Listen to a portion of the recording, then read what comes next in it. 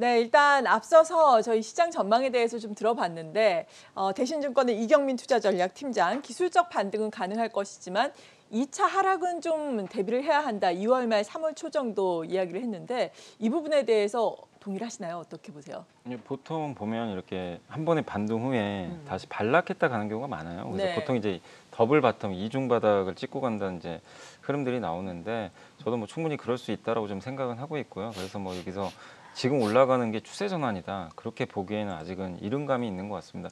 이게 추세 전환으로 확인이 되려면 가장 큰 이슈가 결국 우리 한국을 괴롭혔던 게 두 가지거든요. 수급하고 네. 병목 현상이잖아요. 이 병목 현상이 결국에 미국의 긴축까지 이끌었기 때문에 근데 수급 현상 아까 이제 이경민 팀장님 말씀대로 에너지 솔루션 상장 이후로 좀 정점을 지나간 것 같아요. 특히 현대 엔지니어링 상장이 철회된 게 저는 굉장히 큰 호재라고 좀 보고 네. 있어요. 그게 됐으면 또 한 차례 또 한 번의 수급 홍역이 좀 발생할 수 있었는데 그게 해소됐기 때문에 이제 수급적으로는 너무 우려할 필요는 없는 것 같은데 다만 이제 남아 있는 게 병목 현상. 오늘도 보니까 포드가 시간의 거래에서 주가 별로 안 좋더라고요. 예. 그 얘기가 뭐냐면 언급을 했던 게 실적 발표하고 나서 병목 현상이 좀 이어진다. 그러니까 반도체 공급이 부족하다.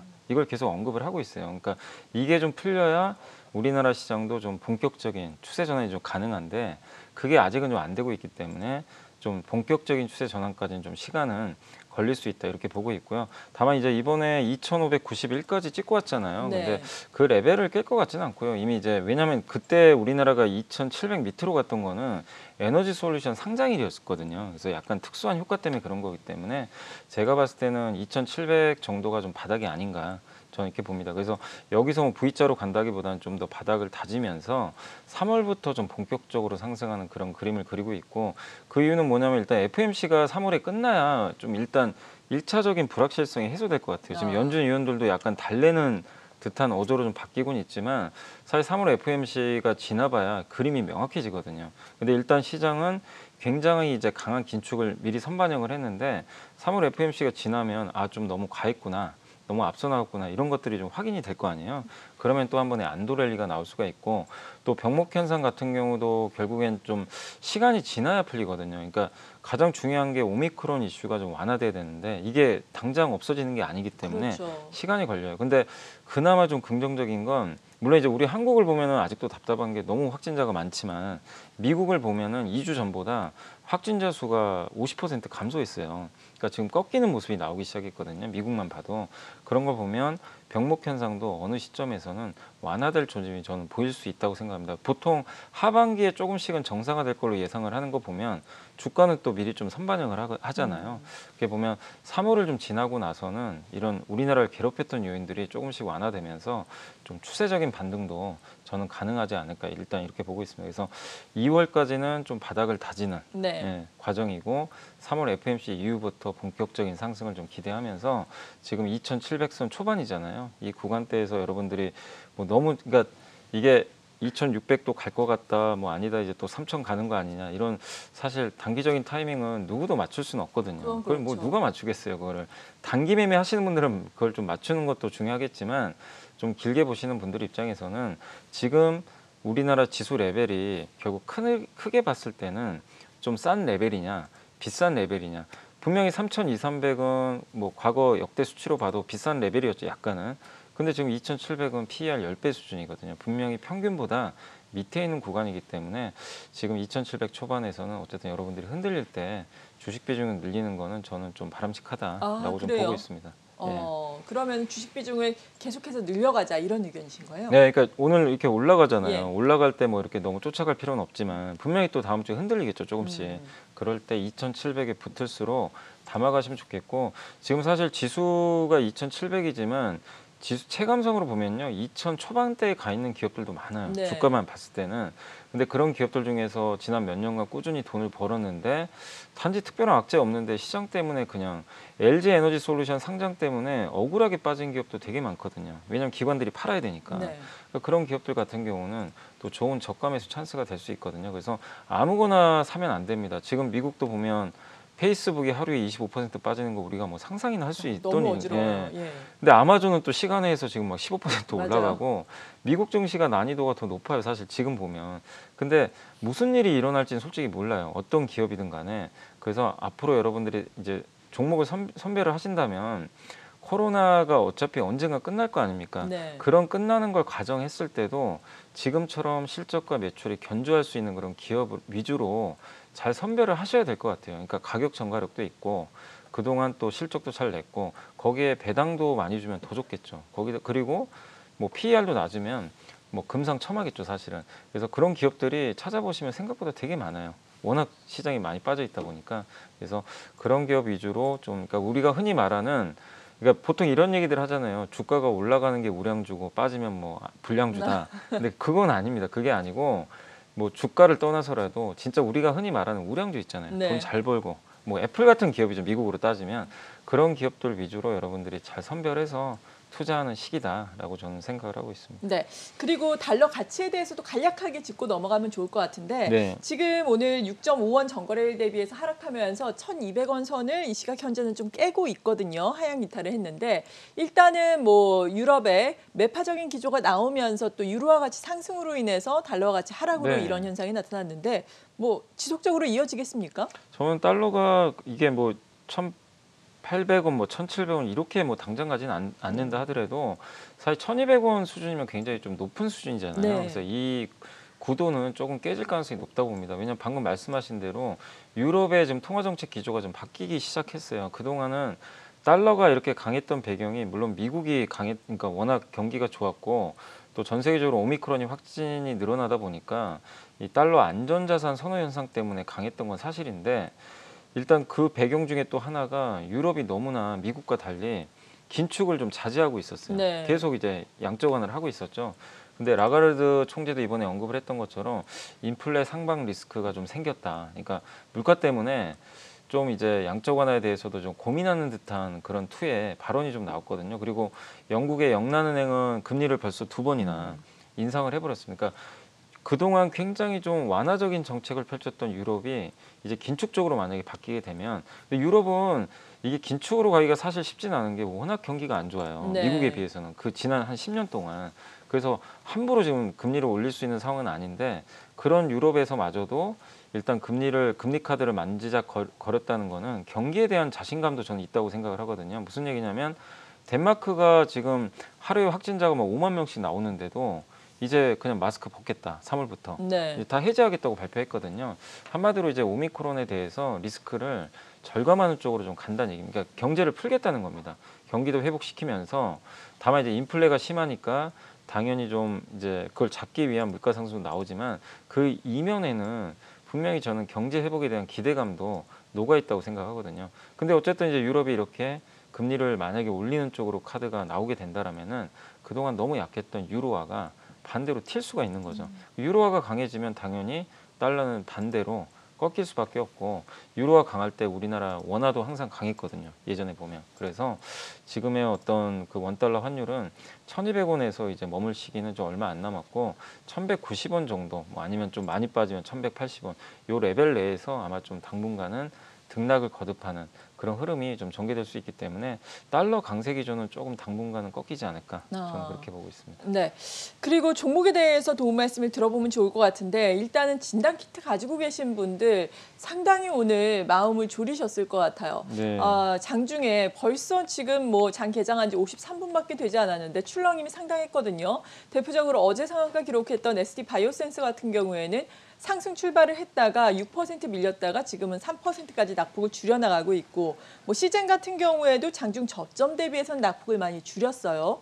이들 진단키트와 관련해서는 뭐 보유자의 영역이다라는 이야기도 있고 그래도 또 실적은 나와줄 것이니까 괜찮다라는 의견도 있는데 어느 쪽이세요? 근데 요새 이제 증권가에서도 이런 이제 진단키트에 대한 보고서들이 네. 나오더라고요. 한동안 이제 없었는데 이제 그 진단키트에 대한 이제 수요도 뭐 늘 수밖에 없죠. 왜냐하면 지금 오미크론 또 우리나라 지금 이 백신 패스와 관련해서도 이런 이제 방역체가 조금씩 전환이 되고 있죠. 특히 이제 그동안 PCR 검사 위주로 했다면 이제 어제부터죠. 어제부터 네. 이제 신속 항원 진단으로 좀 바뀌었기 때문에 그렇게 되면 자가 진단 키트를 사용할 수밖에 없고 한국에서 지금 승인받은 업체는 제가 알기로는 3개밖에 없는 걸로 알고 있거든요. 그래서 상장 기업 중에는 SD 바이오센서, 휴마시스 이 2개 회사가 이미 승인을 받아서 이제 제품을 출시하고 있고 또 지금 해외로도 수출을 하고 있잖아요. 네. 그래서 특히 SD 바이오센서에는 그 미국 쪽으로도 수출이 좀 많은 것으로 알려져 있는데 어쨌든 한국과 미국 글로벌적으로 이렇게 진단 키트에 대한 자가 진단 키트에 대한 수요가 앞으로 계속해서 늘어날 수밖에 없기 때문에 저는 이게 뭐 그냥 단지 그냥 조금 올라서 끝나고 그거보다는 조금 더 2월까지는 좀 이어질 가능성이 높다고 좀 보고 있어요. 예. 왜냐하면 이게 지금 오늘도 발표가 됐지만 사회적 거리두기를 계속 강화를 한다고 하더라고요. 그래서 이번 달 20일까지는 기존 체제를 유지하니까 결국 우리나라는 지금 또 계속 확진자가 2만 명 늘어나고 일각에서 뭐 3만 명, 5만 명 얘기도 나오더라고요. 네. 그러면은 결국 진단키트 수요는 더 늘어날 수밖에 없어요. 구조적으로. 근데 물론 작년에 마스크 대란 사태도 보셨겠지만 어느 시점에서 분명히 꺾입니다. 영원할 수는 없어요, 사실은. 그렇기 때문에 어느 시점에서는 주식 비중 줄이시긴 하셔야 되겠지만 적어도 확진자 증가세, 그러니까 우리 한국의 확진자 증가세가 꺾이기 전까지는 진단키트 쪽은 좀 쉽게 꺾이긴 어렵다. 다만 선별은 해야 됩니다. 모든 업체가 수혜를 받는 건 아니잖아요. 네. 아까 말씀드린 대로 그 승인을 받은 업체가 제한적이기 때문에 저는 그래서 그러니까 진단키트를 한다면 SD 바이오 센서 위주로만 저는 좀 보는 게 좀 좋지 않을까 이렇게 일단 보고 있고 PER도 지금 7배밖에 안 될 정도로 굉장히 저평가돼 있고요. 다만 신규 매수 관점에서는 주가가 어제 상한가를 갔잖아요. 그래서 좀 부담스럽기 때문에 그렇죠. 매수보다는 저는 보유자의 영역인 것 같아요. 물론 이제 흔들린다면 나중에 접근하셔도 되겠지만 보유를 하고 계시는 분이라면 단지 많이 올랐다는 이유만으로 팔지 마시고 조금은 이번 달에 어쨌든 확진자가 좀 꺾이는 흐름이 나오기 전까지 한번 가져가 보시고 다만 다른 진단키트에 대해서는 좀 보수적으로 보고 있습니다. 왜냐하면 작년하고 재작년에 좋았던 진단키트 회사들이 이번 흐름에서는 조금 그 SD 바이오 센서를 못 쫓아가거든요. 네. 그러니까 흐름 자체가 다르기 때문에 그래서 다른 기업들은 좀 비중을 줄여주시고 SD 바이오 센서에 집중하는 게 저는 맞다라고 생각을 합니다. 네, 그렇군요. SD 바이오 센서 토픽 종목으로 제시를 해주시면서 보유자의 영역 아직까지는 보유하고 계신 분들은 계속해서 홀딩의 의견 주셨습니다. 그리고 오늘 게임주 동반 상승을 하고 있습니다. 대표적으로 상승 탄력이 큰 것은 카카오 게임즈 이 시각 현재 9%까지 상승 탄력을 키우고 있는데 이 밖에도 특징적인 움직임을 나타내고 있는 게임주가 어떤 게 있을까요, 박소영 캐스터? 바로 크래프톤이 눈에 띄고 있는데요. 최근 계속해서 하락하면서 공모가 대비 40% 넘게 빠지면서 20만 원 선에서 거래되고 있었습니다. 하지만 올해 신작 2개에 대한 기대감이 있다는 리포트 나오면서 오늘 오랜만에 반등을 보이고 있는데요.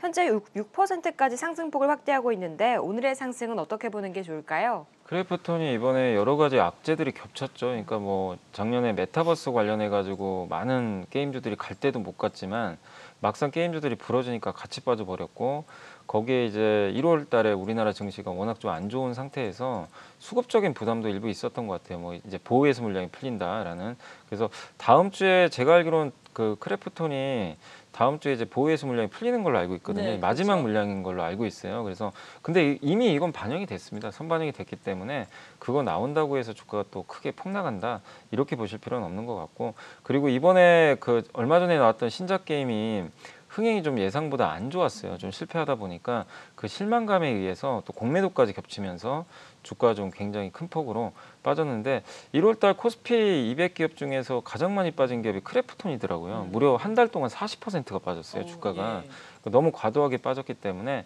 2월에는 분명히 기술적 반등 충분하다고 보고 있고 그다음에 아까 말씀드린 대로 지금 올해 또 신작 게임도 충분히 나올 시점이기 때문에 크래프톤에 대해서는 좀 긍정적으로 이제는 보실 필요가 있는 것 같아요. 그리고 지금 현재 PER이 증권사 예상 수치로는 한 올해 기준으로 한 15배 정도 예상을 하고 있는데 물론 이건 이제 예상이니까 또 바뀔 수도 있겠지만 20배 이하인 구간은 굉장히 저는 싸다고 보고 있어요. 게임주가 PER 20배 이하면 굉장히 저평가 구간이거든요. 그래서 지금은 크게 또 잃을 게 없는 구간이니까 긍정적으로 좀 보시면 좋겠고 아까 또 카카오 게임즈도 말씀하신 것처럼 카카오 게임즈는 아까 그 제가 잠깐 보니까 NC소프트의 리니지 W가 항상 매출 1위였는데 오딘이란 카카오 게임즈 오딘이 지금 1등을 다시 탈환했던 것 같더라고요. 그러네요. 구글에서. 그래서 아마 그 부분 때문에 오늘 주가가 오랜만에 급등하는 것 같은데 물론 매출 순위도 굉장히 중요하지만 근데 게임주를 보실 때 지금 투자자들이 그렇게 따지면 NC는 계속 올라갔어야 되잖아요. 그러니까 그건 지금 그래요. 매출 순위보다도 작년에 올랐던 그 배경 NFT 게임을 가지고 올해 얼마나 돈 벌 거냐 이게 올해 이제 검증이 돼요. 그러니까 뭐 컴투스도 올해 게임 출시할 것 같고 뭐 NC나 아니면 뭐 카카오 게임즈도 나올 것 같은데 이 기업들이 NFT를 가지고 위메이드처럼 어떤 이제 효과를 일으킬지 그게 더 저는 중장기적인 주가를 결정한 요인이라고 봅니다. 그래서 오늘 뭐 카카오 게임즈 주가 올라가는 건 좋지만 이 단지 1위 했다는 것 때문에 주가가 다시 뭐 추세적으로 상승하기는 아직은 좀 이른 구간이니까 바닥을 좀 이제는 찍었다 게임즈들 전반적으로 네. 이렇게 좀 보시면 좋을 것 같습니다. 그러면 접근을 하기에는 조금 더 기다려 봐야 한다라는 의견이죠. 네, 쫓아가실 필요는 없을 것 같고요. 그러니까 왜냐하면 이제 오늘 카카오 게임즈가 올라가는 거는 네. 그 뉴스가 컸기 때문에 쫓아가지 마시고 저는 게임주를 만약에 지금 산다면 올해 이제 가장 근접한 회사가 컴투스예요. 네. 컴투스가 아마 조만간 게임 출시가 될 것 같아요. 그거랑 지금 너무 빠져 있는 그 크래프톤 이런 기업들이 좀 좋지 않을까 생각합니다. 네, 이 밖에 특징주 또 알아볼까요, 박소영 캐스터? 네, 이렇게 게임주에 이어서 이 다날이나 서울옥션들 오늘 NFT 관련주도 상승을 보이고 있습니다. 그렇지만 이 NFT 관련주로 묶이던 아프리카 TV는 24만 원을 찍고 내려오면서 현재도 14만 원 부근에서 움직이고 있고 이와 함께 탄력 받아가지 못하고 있는데요. 이 추세가 좀 망가진 걸까요? 예, 아프리카 TV 같은 경우는 물론 기술적 분석으로 보면 추세가 좀 꺾인 건 사실입니다. 네. 당연히 추세가 좀 이탈이 됐기 때문에 당분간은 좀 어려운 흐름이 예상되는데 근데 아프리카 TV가 이렇게 약한 이유가 뭐냐면 지금 최근에 미국에서도 지금 페이스북도 좀 주가가 한번 지금 크게 흔들렸잖아요. 그 이유 중에 페이팔도 그랬고 이 기업들의 공통점이 뭐냐면은 구독자 기반이에요. 서비스 자체가. 근데 유튜브나 아프리카 TV도 똑같잖아요. 우리가 구독을 하고 그렇죠. 시청을 하죠. 그러니까 구독자 기반이에요. 그러니까 구독자 증가세, 시청자 증가세가 둔화되면 주가가 부러질 수밖에 없는데 아프리카 TV가 그랬다는 게 아니라 미국의 그런 구독형 경제를 표방하는 기업들의 지금 실적 발표 후에 가입자 증가세가 둔화되니까 폭락을 했어요. 넷플릭스도 마찬가지였잖아요. 그러다 보니까 아프리카 TV도 좀 그러면 어떡하지? 약간 이제 우려감이 드는 거죠. 그래서 아프리카 TV도 비슷한 류의 좀 성격을 갖고 있다 보니까 주가가 좀 많이 흔들리고 있다. 이렇게 보시면 좀 좋을 것 같고 다만 아프리카 TV 여전히 뭐 실적도 굉장히 좀 견조한 편이고 그러니까 계속해서 뭐 유튜브랑 좀 경쟁을 하면서도 꾸준하게 실적이 나오고 있고 올해도 영업이익 기준으로는 뭐 처음으로 1,100억 정도를 돌파할 것으로 좀 보이고 있고요. 그리고 PER 기준으로도 좀 20배가 안 되거든요. 그래서 충분히 너무 미국과 비교할 필요는 없다고 생각합니다. 충분히 좀 저평가되어 있기 때문에 아프리카 TV에 대해서는 지금 가격에서는 너무 막 이렇게 부담스러워 하시거나 미국의 페이스북 급락했으니까 같이 빠져야 된다. 이런 논리로까지 저는 볼 필요는 없다. 다만 이제 우리가 체크할 건 4분기 실적 발표도 확인은 해야죠, 당연히. 네. 그래서 실적 발표에서 뭐 페이스북이나 넷플릭스 같은 그런 모습이 나오면은 그때는 어쩔 수 없어요. 비중을 줄여야 되겠죠. 근데 그게 아니라 아프리카는 견조하다는 게 확인이 되면 오히려 더 비중을 늘려야 되니까 일단 4분기 실적을 좀 확인하시고 대응을 하시되 지금 구간은 충분히 4분기 실적만 괜찮다는 전제하에서는 저평가돼 있다라고 좀 말씀을 드리겠습니다. 네. 그리고 오늘 또 반도체 쪽이 일제히 올라가고 있습니다. 반도체 쪽 가운데서도 사실 시장의 조정을 받는 가운데서 그래도 또 지켜내주면서 선전을 했던 것이 기판과 관련된 종목인데 오늘 또 심택 같은 경우에는 아예 52주 최고가를 다시 쓰고 있는 상황입니다. 52주 최고가 경신을 하고 있고 또 종목별로 좋은 거는 뭐 이수페타시스 이 시각 현재 6% 가까운 오름세를 나타내고 있거든요. 이들 종목 가운데서는 어떤 종목 유망하게 보고 계세요? 그 심택이 가장 대장주고요. 네. 심택이 워낙 뭐 독보적인 뭐 실적도 나오고 있고 또 기판 투자도 많이 하고 있고 그래서 지금 이 회사가 주력으로 하고 있는 게 모바일 쪽으로 제가 알고 있는데 또 거기에 반도체 DDR5 이쪽 수혜 모멘텀까지 좀 같이 붙어 있어요. 그러다 보니까 주가 흐름 자체가 뭐 이번 급락장에서도 빠지지 않고 굉장히 좀 견조하게 우상하는 그림입니다. 다만 이제 주가가 작년에 그 2021년도에 이게 2만 원대에서 지금 이제 5만 원까지 거의 올라왔거든요. 그래서 네. 약간의 좀 가격 부담은 있기 때문에 지금 쫓아가지 마시고 상대적으로 좀 저평가된 기업이 제가 찾아보니까 대덕전자도 이제 같이 기판인데 예. 기판 투자를 좀 굉장히 많이 하고 있어요. 특히 이제 플립칩 그 BGA라는 이제 기판을 최근에 투자를 많이 하고 있는데 이 기판 같은 경우는 이제 서버라든가 자동차 같은 데 많이 들어가는 기판인데 너무 공급이 좀 부족합니다. 일본의 이비덴 같은 이제 그런 세계적인 기업들도 기판 투자에 열을 올릴 정도로 지금 공급이 너무 부족하기 때문에 이쪽은 업황이 올해까지는 계속 좋을 가능성이 좀 높거든요. 그래서 기판 쪽에서 상대적으로 좀 저평가된 저는 대덕전자를 좀 말씀드리고 싶고 그다음에 아까 이수페타시스는 좀 성격이 다른 게 네. 기판은 기판인데 통신 장비용 기판 비중이 좀 높은 회사예요. 그러니까 네. 각각 성격들은 다 다른 것 같아요. 심택은 모바일, 그다음에 아까 대덕전자는 PC나 자동차, 그다음에 이제 통신 장비 쪽은 이수페타시스. 근데 통신 장비 쪽도 5G 장비 투자가 좀 많이 이루어지고 있기 때문에 앞으로 계속 굉장히 좋을 가능성이 높거든요. 그래서 이수페타시스도 긍정적으로 보고 있는데, 다만 이수페타시스는 지난 몇 년간 좀 실적이 안 좋아져 가지고 재무 구조에 대한 좀 부담이 조금 남아는 있거든요. 그래서 실적을 매분기 좀 흑자를 계속적으로 내는지 체크를 하시면서 대응을 하는 게 좋을 것 같습니다. 네, 이것과는 또 성격이 다르지만 뭐 모바일향, 뭐 디스플레이 쪽이라든지 이쪽에 또 매출 비중 상당 부분 차지하고 있는 BH가 오늘 또 6%의 오름세를 나타내고 있거든요. 네. BH 같은 경우에는 최근에 긍정적인 리포트 상당히 많이 나오고 있어요. 실적에 대한 아주 또 시장의 기대가 큰 종목이기도 한데 네. 이 종목은 지금 접근은 어떨까요? 아니, 저는 이게 올라갈 때 접근하는 거는 그게 좋아 보이진 않고, 왜냐하면 BH 물론 저쪽에 애플향으로도 좀 납품을 하고 있고 삼성전자 쪽으로 좀 납품하고 있는데 올해 스마트폰 업황에 대한 기대감도 높고 또 실적도 개선되고 있는데, 다만 이제 이 기업 같은 경우는 또 전고점 24,000원에 일부 좀 저항이 남아 있는 데다가 특히 한 가지 확인을 해야 될 게 뭐냐면은 중국의 스마트폰 판매가 아직까지 너무 부진해요. 그러니까 판매 데이터가 아직까지 마이너스가 나오고 있는데 이게 플러스로 반전이 되면은 BH 같은 경우는 더 큰 모멘텀을 받겠죠. 근데 그게 만약에 반전이 안 나온다면은 계속해서 주가가 박스권에 갇힐 가능성이 높거든요. 그래서 BH를 보유하신 분들은 그냥 편안하게 가져가도 좋은데 오늘 또 6% 오르는 구간에서 네. 그냥 너무 괜찮으니까 쫓아가자, 이런 거는 조금 늦었다고 저는 보고 있어요. 그래서 기존의 보유자의 몫이니까 보유만 하시되 신규 매수는 그 중국의 스마트폰 데이터를 조금 더 확인한 다음에 접근을 하는 게 저는 좀 바람직하다. 그리고 위치상으로도 2만 원 초반 정도가 사긴 가장 좋아요. 지금 오늘 올라가면서 2만 3천 원까지 올라왔으니까 지금은 조금 관망하는 전략 필요하다라고 말씀드리겠습니다. 네, 이 밖에도 IT 쪽에서 몇 종목 더 알아볼까요? 박소영 캐스터. 오늘 IT주들 견조한 흐름을 보이는 가운데 테스나가 오랜만에 6%의 상승을 보이고 있습니다.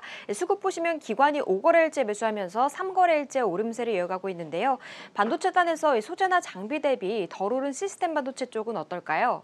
예, 시스템 반도체도 이게 괜찮을 수밖에 없는 게 지난 몇 달 동안 주가가 너무 안 갔어요. 너무 좀 못 갔고, 왜냐하면 삼성의 이제 엑시노스라는 신제품이 뭐 출시가 지연된다, 또 갤럭시 S22도 신작 출시 지연되는 거 아니냐, 이제 이런 리스크들 때문에 굉장히 좀 답답한 행보를 좀 거듭을 했었는데, 근데 출시가 지연되는 거는 그렇게 기간 자체가 오래 걸리는 건 아니기 때문에 결국 어느 시점에서 나온다고 보시면 좀 좋을 것 같고, 그리고 이미 그러한 요인들을 주가가 충분히 또 선반영을 했기 때문에 뭐 일단 이제 테스나 같은 기업들도 이제는 조금씩 위쪽으로 좀 방향이 나오지 않을까 이렇게 보고 있고, 특히 테스나가 주력으로 하고 있는 분야가 이제 비메모리 그 반도체 이제 후공정 회사 중에서도 이미지 센서 있죠. 그러니까 삼성과 소니가 이미지 센서 경쟁을 하는데 특히 소니가 세계 1등 이미지 센서 기업이거든요. 근데 이미지 센서라는 게 이제 디지털 카메라에 들어가는 거잖아요. 그래서 가장 중요한 부품 중에 하나인데 삼성전자가 소니를 따라잡기 위해서 이쪽 투자를 굉장히 지금 열심히 하고 있어요. 특히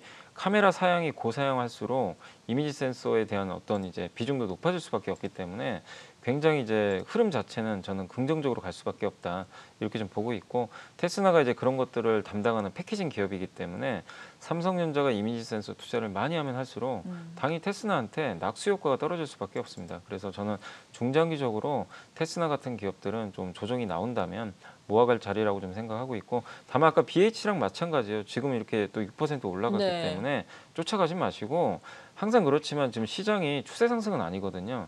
언제든지 한 번씩은 또 충분히 저가에 살 수 있는 기회를 줄 수 있으니까 지금은 좀 보유만 하자라는 말씀을 드리겠습니다. 네. 그리고 장 초반에 또 동반 상승을 했던 것이 원전과 관련된 종목들입니다. 원전이야 뭐 요즘에 정치 또 정책과 관련해서 상당히 관심을 받는 쪽이긴 한데 그래도 장 초반보다는 상승 탄력이 약간 둔화된 게 좀 아쉽긴 하거든요.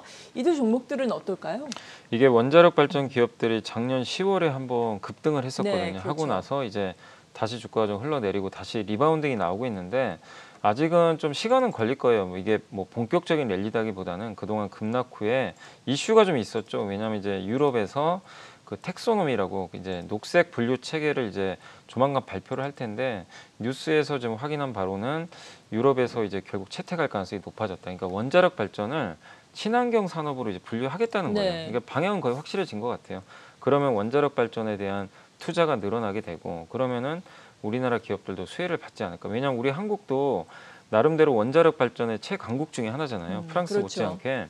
그래서 유럽에서 만약에 발주가 나오면 또 수주받지 않을까 이런 이제 기대감 때문에 주가 좀 강한 것 같고 그 다음에 이제 그 대선이 얼마 안 남았잖아요. 그래서 이제 한 달밖에 안 남았는데 원자력 발전은 결국 정부 정책이 너무나 중요합니다. 지난 몇 년간은 사실 지금 이제 정부 하에서는 원자력 발전을 없애는 분위기다 보니까 원전주들이 좀 안 좋았는데 만약에 이제 누가 또 정권을 좀 잡을지 모르겠지만 어쨌든 정책 여하에 따라서는 원자력 발전을 다시 부활시킬 수도 있는 거고요. 그리고 사실 지금 이제 민주당 쪽에서도 SMR이라 그래가지고 소형 모듈 원자로 있죠. 네. 그리고 제가 예전에 기사를 보니까 그 민주당의 송영길 원내대표 같은 경우는 SMR에 대해서는 되게 좀 긍정적인 발언을 하셨더라고요.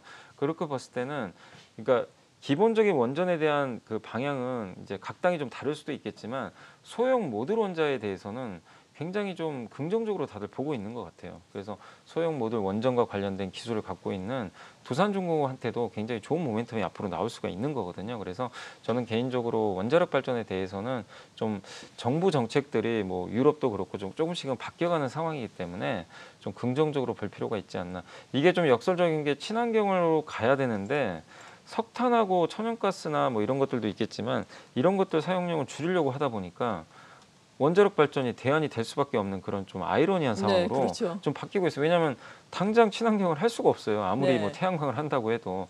그래서 그런 정책적인 부분이 몇 년 정도는 충분히 이어질 수도 있는 거거든요. 그래서 원자력에 대한 전체적인 그림은 긍정적으로 갈 수 있다. 다만 주가가 오를 때보다는 항상 흔들릴 때 그때를 이용하는 게 여전히 맞다라고 생각을 합니다. 맞아요. 친환경 쪽으로는 계속 가려고는 하지만 당장은 할 수가 없으니까 네. 또 국제유가가 올라가는 것 아니겠습니까? 네. 국제유가 배럴당 90달러 돌파를 하면서 관련된 종목들 오늘 장 초반에 상당히 좋았는데 뭐 대표적으로 S-오일 될 수가 있겠죠. 그리고 상승 탄력이 더 큰 종목들은 뭐 시가총액이 더 적은 종목들이 되겠죠. S-오일 일단은 긍정적인 의견들 요즘 참 많던데요. 동일하시나요? 네, 저는 이제 S-오일 뭐 벌써 꽤 된 것 같아요. 몇 달 네. 전부터도. 왜냐하면 이제 국제유가가 계속 기조적으로 좀 오를 수밖에 없는 상황이다 보니까 S-오일도 좋을 수밖에 없었고, 근데 우리나라 한국의 정유회사들이 주가가 상대적으로 좀 부진했었어요. 이제 정제 마진도 좋고 한데도 수급적인 이슈 때문에 좀 그랬던 것 같은데 당분간은 강세를 보일 수밖에 없는 게 유가도 오르는 데다가 정제 마진까지 개선되고 있고, 특히 지금 오미크론이 완화되고 글로벌 그 어떻게 보면 이제 운송량이라든가 이런 것들이 증가를 하게 된다라면은 당연히 운송 수요에 들어가는, 그러니까 운송에 들어가는 원유 수요가 늘어날 수밖에 없기 때문에 정제 마진에도 상당히 도움을 줄 수밖에 없고요. 또 한 가지가 뭐냐면 우리나라 기업들한테 호재인 게 중국의 티팟이라는 기업들이 좀 많아요. 그러니까 뭐냐면은 중국의 소형 정유사들이 되게 많이 있는데 중국의 규제를 많이 받습니다. 근데 이 기업들이 지금 수출 쿼터제에 잡혀가지고 중국에서 만약에 한국이나 해외로 수출을 하려면 네. 중국의 규제를 받아요. 그러니까 예를 들면 100개를 수출했다면 올해는 50개만 수출해야 된다는 거죠. 그럼 그렇게 지금 이미 정책이 시행이 되고 있거든요. 그러면은 중국 외로 정유 제품이 나올 가능성이 굉장히 낮아져요. 그러면은 그들과 경쟁하는 한국의 정유사들한테는 굉장히 호재일 수밖에 없는 거죠. 그래서 S-오일 또 SK이노베이션, GS3사 모두 긍정적인 방향으로 여러분들이 바라보시면 좋겠고, 또 이렇게 원유 가격이나 뭐 천연가스나 이런 이제 원자재 가격이 올라가면 항상 또 수혜주로 거론되는 회사 중에 하나가 뭐 LX 인터내셔널 같은 상사 네. 기업입니다. 그래서 이런 상사 기업들도 광구라든가 이런 원자재 투자 굉장히 많이 하거든요. 당연히 그쪽도 수혜를 받는데 주가들이 굉장히 저렴해요. 그래서 그런 기업들로도 한번 확장을 해서 투자를 해보시는 것도 좀 좋지 않을까 생각합니다. 네. 그리고 지금 갑자기 상승 탄력을 키우면서 코스피 내 상승률 1위를 기록하고 있는 것이 퍼스텍이 되겠거든요. 이 시각 현재 갑자기 상승 탄력이 커지다 보니까 정적 VI가 발동이 돼 있는 지금 상황입니다. 퍼스텍 같은 경우에는 우리가 방산주로도 생각을 해볼 수 있는데 사실 뭐 방산주가 오늘 그렇다고 다 모두 동반 상승하는 것도 아니고 로봇주로도 생각을 해볼 수 있는데 뭐 로봇주가 가는 것도 아니거든요. 퍼스텍은 왜 오르는 걸까요? 그러니까 저도 이제 방산주로 알고 있거든요. 그러니까 예. 예전에 기억을 떠올려보면 뭐 드론주, 방산주, 뭐 로봇주 되게 많아요. 네. 성격이.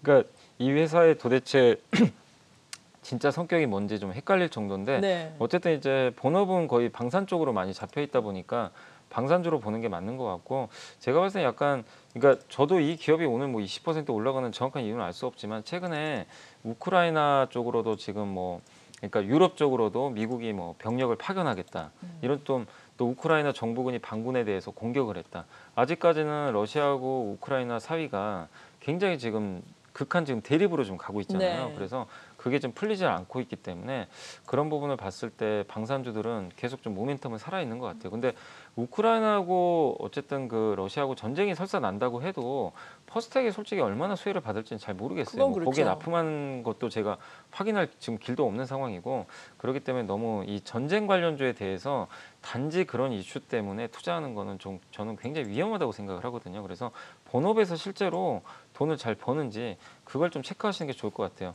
근데 일단 실적만 보면 작년 이제 3분기까지 실적만 보면은 한 10억 정도 벌었거든요. 영업이익이. 근데 지금 시가총액이 2천억이 넘어요. 결코 주가가 싼 기업은 아니죠. 그러니까 이익 대비하면은 너무나 고평가돼 있는 네. 거죠. 그래서 여러분들이 너무 이 기업에 대해서 모멘텀 자체는 있을 수 있지만 투기적인 상황에서 따라가지 마시고 오히려 만약에 전쟁 리스크 때문에 지금 주가 올라가는 게 사실이다. 그럼 적극적으로 비중을 줄여야 될 때가 아닌가라고 좀 말씀을 드리겠습니다. 네, 오히려 차익 실현의 계기로 삼자라고 언급을 해주셨습니다. 이 밖에 특징주 찾아볼까요? 네, 지금 또 급등을 보이는 것 중 하나가 이 팜스토리나 이지홀딩스 등 육계 관련주들이 좀 강세를 나타내고 있는데요. 이 코로나로 인해 치킨 소비가 늘었다는 뉴스가 나오면서 오늘 교촌 F&B 같은 치킨 3사 관련 종목들이 상승을 보이고 있습니다.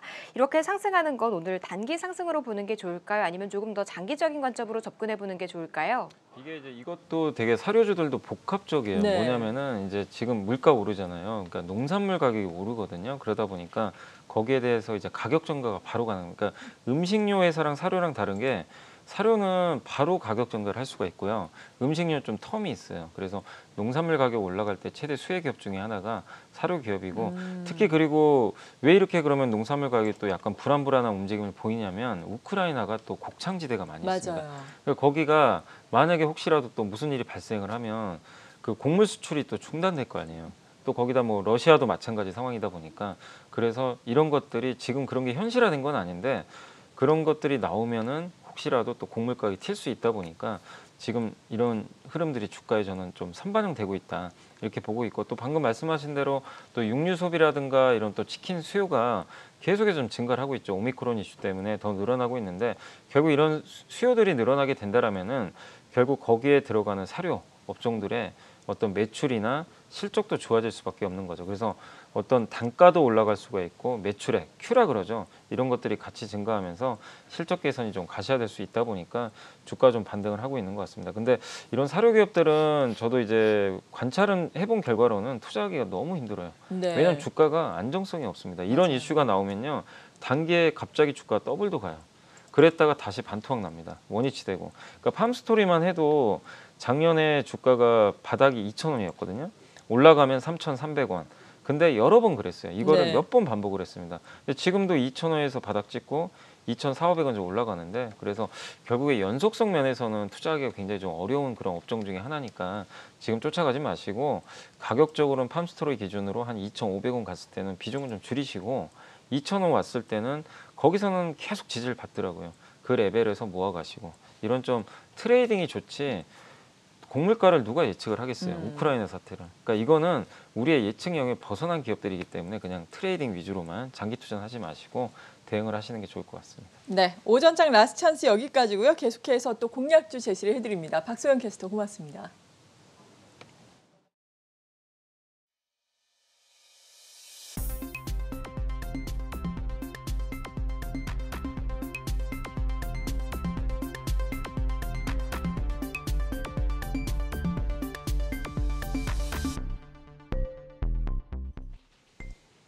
네, 이 시각 공략주 화면으로 만나보시죠. 제일기획 가지고 오셨습니다. 사실 뭐 제일기획을 요즘에 저는 잘 보지 않아서 지금 봤더니 기관이 꾸준하게 사고 있네요. 네. 특별한 이유가 있을 텐데요. 주가가 참 못 갔어요. 되게 그러네요. 못 가요. 그렇다고 뭐가 실적이 나쁜 것도 아닌데 네. 그러니까 제가 연휴 기간에 찾아본 기업 중에 또 하나가 제일기획 같은 스타일이에요. 뭐냐면 아까 말씀드린 그대로예요. 주가 싼데 실적에 문제 있냐? 전혀 아닙니다. 실적은 오히려 계속 성장하고 있고 올해 내년 계속 좋을 것 같아요. 근데 주가만 이제 못 갔던 거죠. 네. 그런 대표적인 기업이고 배당도 많이 줍니다. 그래서 간단히 설명해드리면 4분기 영업이익이 6.2% 증가해 뭐 성장주는 아닙니다. 뭐 당연히 그럴 수밖에 없지만 어쨌든 이런 저 악조건사에서도 광고 경기가 그렇게 좋은 상황은 아니잖아요. 오미크론 이슈 때문에. 그럼에도 불구하고 6.2% 이익이 늘어났고 그렇게 된 배경은 디지털 광고 매출이 많이 늘어났대요. 그러니까 오프라인이나 이런 쪽보다도 디지털 온라인 광고 매출 비중이 이제 50% 넘어설 정도로 굉장히 좋아지고 있고 마진도 되게 좋습니다. 그래서 그 부분이 실적에 긍정적으로 작용을 했고 또 요즘에 이제 메타버스 광고 시장도 조금씩 커지고 있대요. 그러니까 지금 뭐 네이버의 제페토 같은 데 보면은 뭐 이게 구찌라든가 이런 데서 보면 루이비통 같은 데서도 일부 광고를 했던 걸로 제가 기억이 나는데 메타버스 플랫폼을 이용해서 광고를 하는 그런 광고주들이 좀 늘어나고 있는 것 같아요. 근데 그런 광고가 늘어난다면 제일기획한테 좋을 수밖에 없는 게 거기에 이제 가상현실 기술이 많이 들어가게 되고 또 요즘에 그 이름이 로지인가요? 로지라는 그 가상인간이라고 네. 아마 광고 인기 많다고 모델이죠. 하더라고요. 작년에 10억 벌었다고 그러는데 네. 그런 이제 가상 인간들도 많이 이제 광고에 노출이 되면 광고 제작비가 확 떨어집니다. 일반 연예인을 쓰는 것보다는 그러겠네요. 확실히 싸기 때문에 그래서 이제 그 어떻게 보면 이제 광고주들이 더 선호할 수도 있는 거죠. 그럼 그런 물량이 늘어나면 제일기획 같은 이제 광고 회사들이 돈을 더 많이 벌 수가 있고요. 특히 이런 이제 그 가상현실 기술을 이용한 광고를 제작을 하게 되면은 수수료율도 더 높다고 합니다. 그러니까 광고를 제작하고 받는 수수료율도 훨씬 더 높기 때문에 긍정적인 것 같아요. 그리고 마지막으로 이런 좋은 호재에도 불구하고 주가가 워낙 싸고 배당 수익률이 5% 이상이나 됩니다. 그래서 배당으로도 충분히 안전 마진이 확보돼 있어요. 그러니까 이런 기업들은 뭐 지수가 2,600을 가건 3,000을 가건 지수에 연연할 필요가 없는 종목이거든요. 그래서 한번 관심을 가져보시면 좋겠습니다. 네,